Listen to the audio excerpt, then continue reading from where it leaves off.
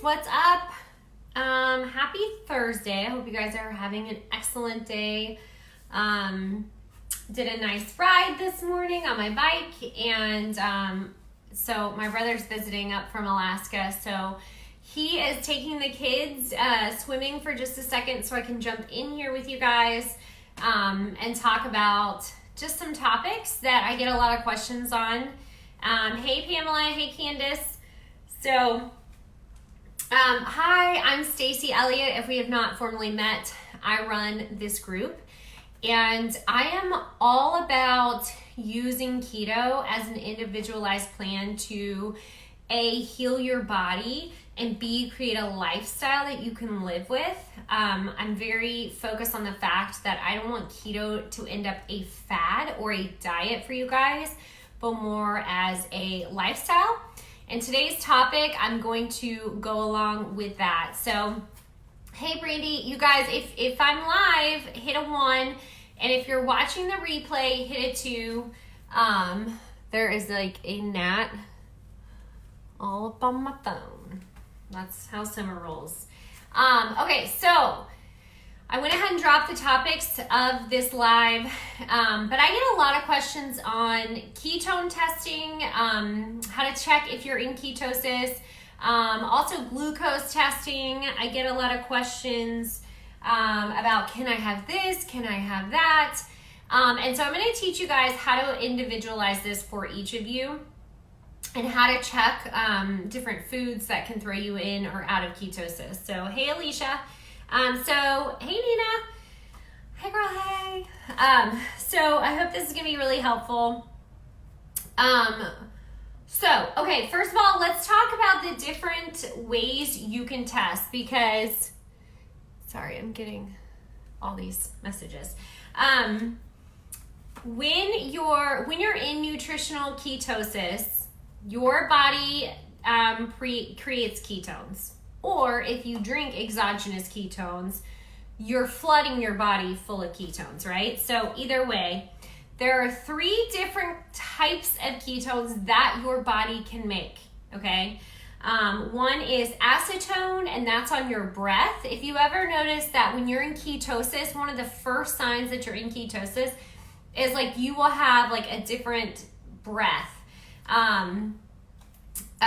scent on your breath. So that's one way you can tell, but they actually make testers that you can use for your breath. I have no experience with these. I hear they're good. And I think it would be an okay thing to use. They also have what are pee strips. I want to talk to you about this and why I don't ever believe you should use a pee strip. Guys, if you are joining me, say hi as you're popping on so I'm not talking to a screen by myself. Thanks. Okay, so the reason why you don't want to use test strips, I know it looks like the best idea because they're very cheap. You put them under, you put them in your pee, you pee in a cup, you stick the tester down in the cup, and you get your results right away. It seems very easy and cheap method of testing. However, you're not going to get an accurate read. And I'll break this down very simply, is that when your body starts, it's okay in the very, very beginning if you are just getting into ketosis, because your body doesn't know what to do with all of the ketones that you're creating. But if you stay in ketosis for any amount of time, your body is going to identify when the ketones come in, and it's going to be used. Pee strips are only looking and registering a wasted ketone level. And as your body becomes more adept and more used to using ketones, it's going to use all of those as fuel, and you will have nothing to pee out. So again, they are really kind of a waste of money in my mind. I know a lot of people get very false readings from them, and I do not suggest them as a way of testing. Now, so these are different ketones that your body makes, right? So the third one is called BHB, which is beta hydroxybutyrate. And you can test this, and the best way to do it is with blood. So first of all, a nutritional ketosis level is about 0.5 to 3.0 registering on a blood meter, okay? And once you get that baseline, you can just save your money because you can check into your body and say, okay, how do I feel? What does ketosis feel like to me, right? And you're going to be able to start registering that every time you get back into ketosis. You won't have to use strips. You'll just know very intuitively that your body is back into ketosis, okay? All right. So again, always test with blood. And I wanted to talk really quickly about carb tolerance, sugar tolerance, because a lot of people will ask me, okay, I've been on the keto diet, I really want a sweet potato, or I really want some rice today. Does that mean I can't have it? And this question is very hard for me to answer for people because we are all so different. And I kind of want to give you this example, okay?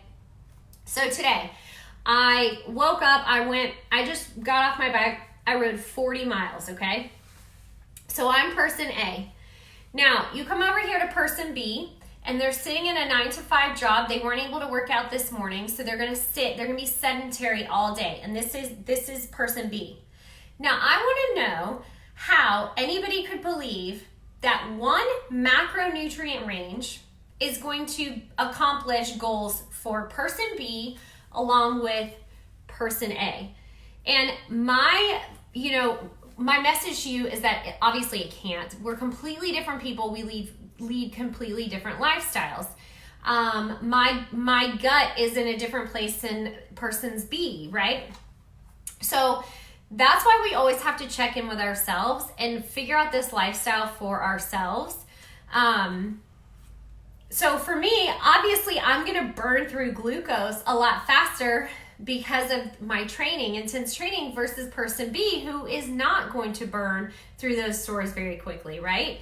So we're all going to be at a different playing field. And this is why I love testing. Now, I'm not a person to follow a particular macro range because every single day my body is different. Every single day I'm having different things inputted. I've worked out more this day. I'm sitting here thinking more this day. This day I have more stress. I didn't sleep well this day, right? So intuitively, that's going to look different every single day. What I love about this testing is that you can see what your body responds to and how you should tailor your lifestyle to work for you. And until you can do that, no one can answer these questions for you, okay? I might be able to ask you some questions and figure out kind of what your baseline looks like, but you're the only one that can create this data and collect this data about yourself. This is awesome. So hang with me for just a second. So what you can do is, check on your levels, right? You start checking in with, okay, now I know I'm in ketosis. And stay there for about 2 to 3 weeks, solid weeks, as long as you can, okay? And tune into your body. Know what that feels like. Check how you're feeling. If you need, after 2 to 3 weeks, you're going to know very quickly, all right, am I needing to add some more carbs to my diet, right? Like, am I having headaches? Am I needing electrolytes or more hydration? 98% of the time, headaches are just due to dehydration issues, right? Maybe you're experiencing hair loss on keto, right? Then you're going to now you can really test to see what your body needs. I would say, so you test, you know where you are in nutritionally ketosis. Pick a carb, pick a day, and go have a carb. Now I prefer a whole food, rather than a processed food carb. So something like fruit or sweet potato or white rice. Maybe you're eating a potato, okay? Maybe it's alcohol. I mean, who wants a glass of wine, right? And to say in your lifestyle that you cannot have a glass of wine, I would never be able to live like that personally. If I want to create a lifestyle, it has to be something that I can sustain. And wine is on my menu. So what you're gonna do is you're gonna have it at dinner. You're gonna test that food at dinner. You're gonna wait a couple hours, and then you're going to test your ketone levels again. Now, what does this do for you? This gives you the power to find what works for you. And if your goal is to stay in nutritional ketosis and continue to burn the fat off of your body, which ketosis can do, then you want to stay in that range, and you will find out what that range is. Now, I can go have a sweet potato and it doesn't affect my ketone levels very much, but people aren't going to tell you that. Most people are going to tell you that it would throw you out of nutritional ketosis. So what I'm trying to tell you is be the investigator in your own lifestyle and in your own body, and this is one very simple way that you can do that, okay? All right, I digress. I'm going to move on. Okay. So you're gonna find which foods spike your blood sugar and take your ketone levels down, and you're gonna find which foods do not. Maybe for you, it's white rice doesn't affect you. I mean, you just never know, right? It's different for all of us, and it helps with that lifestyle factor. Okay. Let's also talk very quickly about glucose levels. So glucose, I don't like testing as much because it changes so much during the day. It's a snapshot of your day, right? It's gonna change depending on where you are in the day. And there's also a lot of meters out there that you really want to be careful of because they are not very accurate, okay? Now, if we're talking functional lab ranges, 80 to 96 is where your fasting glucose level should be. Now, if it's higher, are you a diabetic? Absolutely not. If it's lower, are you hypoglycemic? Absolutely not. But that is information for your body. And those could be things that are keeping you from your weight loss, right? So you need to check on that. Now, you can test after you eat. This is called postprandial testing, right? And 1 hour after you eat, your blood glucose should still be under 120. And after 2 hours of eating, it should be below 140. Now, what you're doing is you're testing the reactions of the carbs and the sugars that you're eating. Maybe that spikes you very high. Maybe your carb tolerance is very, very low, and maybe your carb tolerance is very high. Again, it's going to be based on the individual, right? So just remember to take this more as communication and information, right? So if these numbers are outside of those ranges, then you have some healing to do in your gut. And what you really want to do with the glucose readings isn't just to look at it that one reading and say, okay, this is it. Give yourself 3 months and then look at it over a 3-month period and say, okay, all right, am I healing? Is my gut healing? Is my metabolism healing? Or do I need to do something more significant? Okay. All right. So I would personally say that testing ketones are a more preferable method for me because they don't change so much and you can get a much more accurate reading with the blood. Now, my favorite ketone meter that I use, and I will kind of show you guys how I do this testing. If you guys are interested in me doing that, let me know below, but I could show you guys what things look like as I test. But it's called Precision Extra Blood Ketone Meter. I get it on Amazon, and in fact, I will post down below which one I have, and you are welcome to use that. I find it very easy and very accurate. Okay, let's talk about very quickly 2 more things. One, alcohol and keto, and then I'm going to talk about what if you get kicked out of ketosis, right? What if you're doing this testing? What if you have a bad day? What if you had alcohol and it kicked you out of ketosis? I'm going to tell you some ways to get back in, okay? So, alcohol and keto. Again, this is different for everyone. This is where that testing is really going to come into play. What I have normally seen is it's not the alcohol that's kicking you out of ketosis. It's what you're mixing with the alcohol that kicks you out of ketosis, right? And so I see a lot of things like those sugary mixed drinks, sodas, things like that you're consuming the alcohol with. So one of the weird things because it's no matter what, no matter if you're running on glucose or ketones, if you drink alcohol, it will be burned first, always. So it's always metabolized first. And the real question is after it's metabolized, do you go back into ketosis or do you then go back into being glucose dependent? And that's the real question to ask. Now, what I have found is that dry wines, champagnes, tequilas is a really good one. A lot of people can do just fine with those. Obviously, this is going to be, don't go crazy and have 12, right? I mean, moderation is a lifestyle.